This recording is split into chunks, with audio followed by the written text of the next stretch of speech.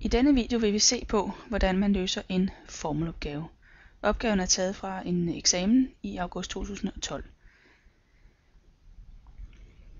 Vi ser her en sammenhæng mellem frysepunktet for alkohol og alkoholprocenten. Vi bemærker, at det er x-variablen, der angiver alkoholprocenten, og y-variablen, der er frysepunktet. I opgaven skal vi beregne, hvilken temperatur snaps fryser ved, når alkoholprocenten er 33. I den type opgave vil vi starte med at skrive formlen op med bogstaver, inden vi går i gang med at regne. Altså den formel, som her er angivet i opgaven.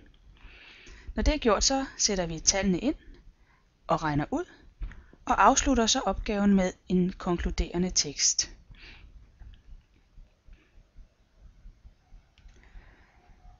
Her ser vi først formlen skrevet op med bogstaver.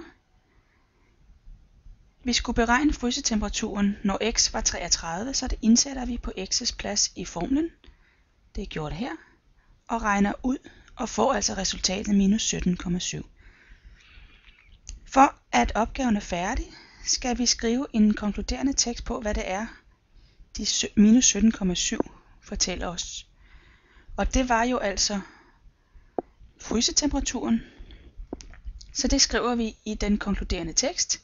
Det vil sige, snaps med en alkoholprocent på 33 fryser ved minus 17,7 grader Celsius.